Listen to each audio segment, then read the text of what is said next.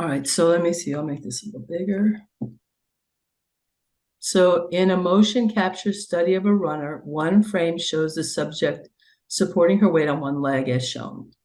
The length of the foot segment from ankle to toe, okay, is 8 inches. So this is 8 inches. And the length of the lower leg from ankle to knee is 18 inches. Can you just tell me what the question? I want to find the coordinates of the knee. Is that what I'm supposed to be doing here? Yeah, find the position of the knee if the runner's toes touch the ground at the point x equals y equals 0. So it's just telling us that it's I got it. 0 at the bottom. Perfect. Good enough. I think this is going to work out fine. Okay, so does anybody have any ideas what I should do? The first thing I did was figure out that the triangle to the left of the y-axis was an equilateral triangle. Which one? The This one, yeah, this right here? yeah. That's not an equilateral triangle. What makes you think that's an equilateral triangle? The angle on the left is 60. The one on the bottom makes a 90-degree angle, 30 degrees, and then the remainder is 60 on the bottom. Oh, I see what you're saying. I'm going to drop the, I see what you're saying. I thought you meant that triangle. So I'm going to drop this. Oh no, I'm sorry. Is that what you mean? I'm going to drop that down? No. The triangle that crosses the y-axis. You find the value of x1, then you calculate the value of x2, and Yeah, so what I would do is I would drop this down like this. And I know the hypotenuse because now this is a right triangle. So I know the hypotenuse and I know the angle there. So I can find the x and the y values, can't I? Because Yes. first what I want to do is I want to find the coordinates of the ankle, and I'll call it x1, y1. Okay? So let's try. So for A, x1 equals, how can I find x1? 8 cosine of 180 minus 30. 80 minus 30. It's 150. This is going to be x1, and this is going to be y1. And if I want to know what x1 is, I want to say that the cosine of theta, which is 30 degrees, is equal to x1 over 8. Does that make sense? Yeah, I see it. You see it now? Yeah. Okay, so I can say 8 times the cosine of 30 degrees is equal to x1, which we have for vectors, we call it we would call it v times cosine of theta when we were doing, we also called it r cosine of theta when we were doing polar. So really it turns into that form, but it just does because it's equal to the adjacent over the hypotenuse. So now we have, and cosine of 30 is equal to what?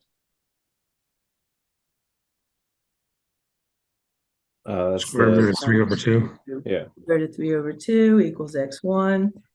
And I'll just write it like this, just for space sake. Isn't it the negative square root of 3 over 2, since it's, That's good. So this really is giving me because that's why I said the my 8 cosine of 150, reference so that was angle. negative. Yes, since this is 0, 0, that really what we're doing is saying this is the 0 degrees. So I'm really starting here and going to here, which means that my reference angle is 30 degrees, but my angle is actually 150. So that means that x is in the negative direction. Okay, so I'm just going to put a negative in front of it. Perfect. And then I want to find my y1.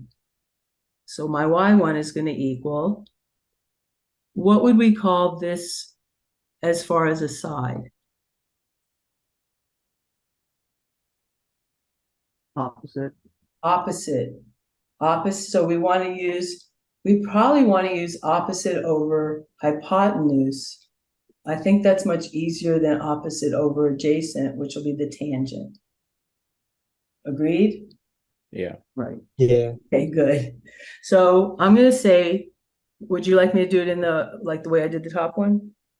So I can say that the sine of 30 degrees is equal to y1, which I'm trying to find, over 8. So 8 times the sine of 30 degrees, which is 1/2. good, equals y1, which equals 4. So now I have my coordinates here. This is -4 times the square root of 3, comma 4. I think that's a great idea. So we're going to start here, we're going to go across, and we're going to come straight down. That's what we're going to do. Perfect. And now I have a right angle. Thank you, whoever that was. That was exactly what I should do.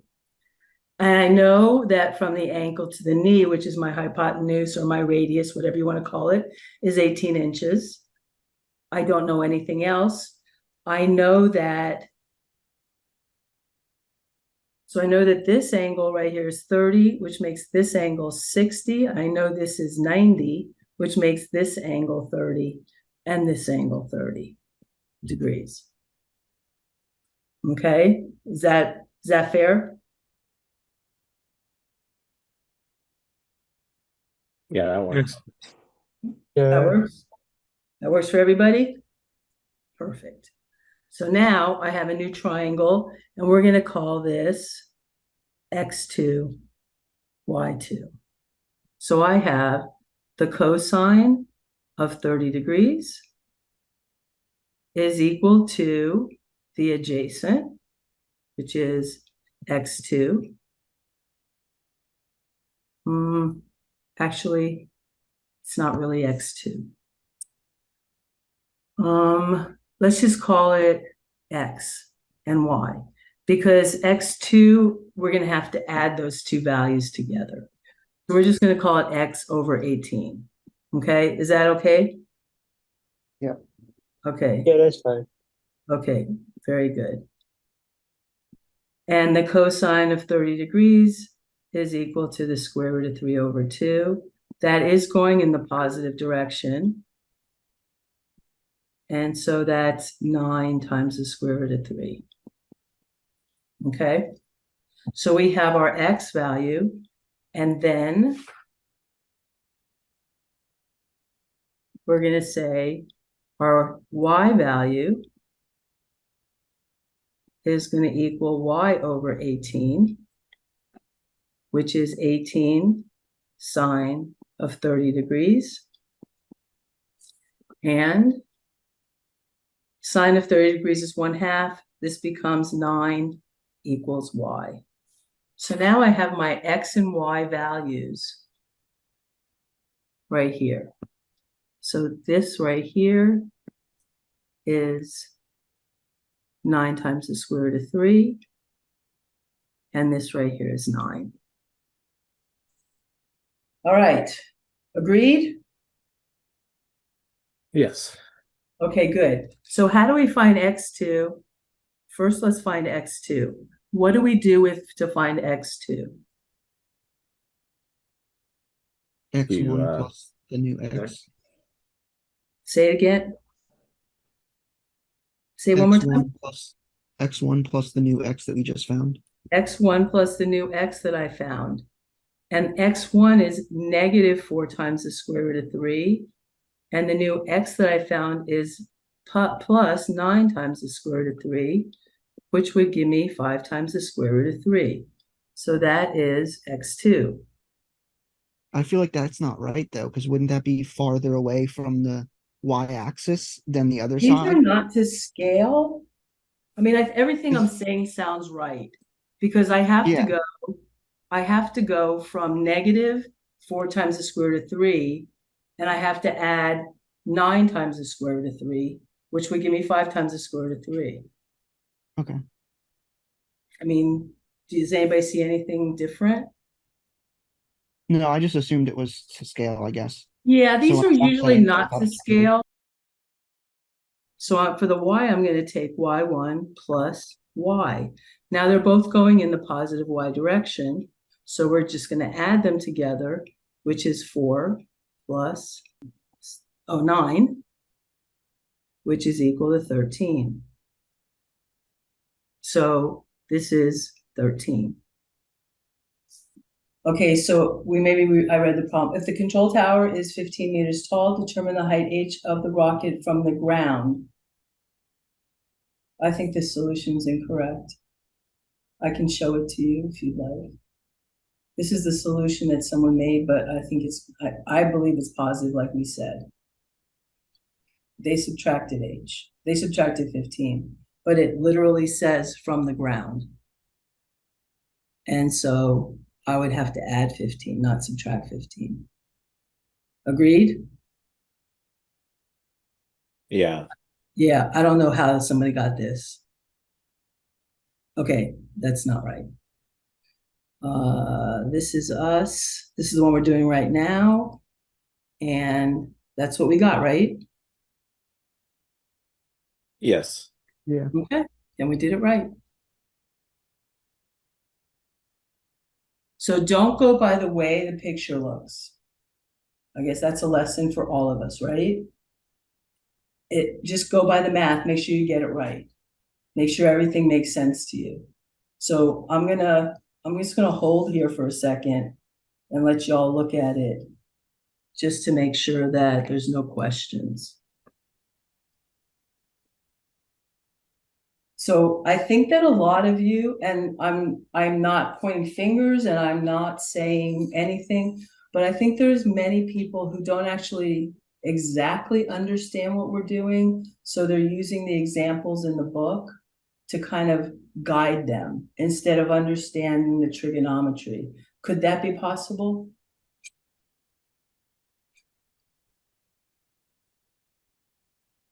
I mean, it could be possible, but we don't have much else to go off of.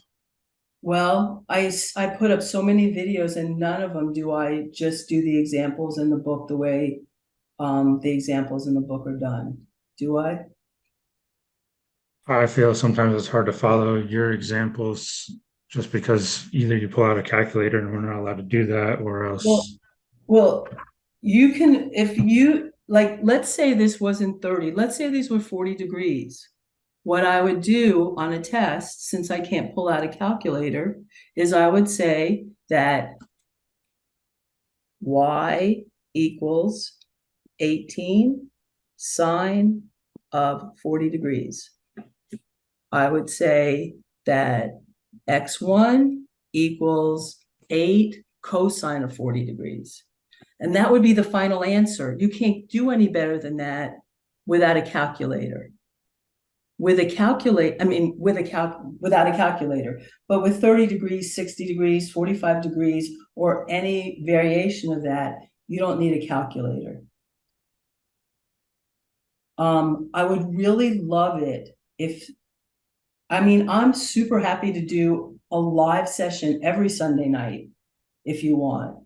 They don't let me do a synchronous class where I can teach you. So if nobody tells me they don't understand, I don't know. Do you understand what I'm saying? Yeah. I really want you to understand the math. Memorizing the math is not going to help you that much. It's just testing your memorization skills. There's a lot to memorize. So it's important to understand what you're doing so you can solve any problem instead of just the ones that look exactly like the ones in the book. It's asynchronous. I do the best I can on the videos. But if there's ever anything, you can always come to my office hours. If you can't make my office hours, you're very welcome to come to, just send me an email, send me a text. You have my phone number, call me. call me is probably the worst of them because sometimes I answer and sometimes I don't, but texting is really good. And I'll be happy to, like, if I'm not doing anything, I'll call you right back. And we can set up a schedule, set up a time that works for you. I'm available a lot. Would you rather have like just the ability to talk to me whenever you like? Or would you rather do like a live thing like we're doing tonight? Maybe once a week, once every other week? Next section is going to be pretty rough, actually. It's graphing, transforming graphs. I mean, it's not a very easy section. It makes me really nervous to teach it asynchronous. So I'll put up a ton of videos that I hope will help you. But if it doesn't, you just ask me. I would be up for meeting on Sunday nights. Okay, how many of you would be up for meeting on Sunday nights? Yeah, the live works. That's fine with me. Okay, Yeah, let's that do works. it. I would as well. If you watch the video and you get to a point where you don't understand something, what I would request is just note the timestamp, whatever it is, 3 minutes and 5 seconds, 20 minutes and 10 seconds, whatever it is, and then write your question next to it. That way we can just answer questions and you don't have to think about what your question was. You'll have it. Is that fair? Yeah. Yeah. Okay, Yeah, good. I'll tell you which one, because I'm gonna post a lot, not all of them. Well, I'll try to post the ones for this week and the ones for next week. If you don't see an email, that's what you do. You watch the ones that I post for this week. Okay? And then next week I'll post the ones for next week because it's just transformations of graphs at that point. I think that'll work. Sunday night at 7 o'clock, we have a date.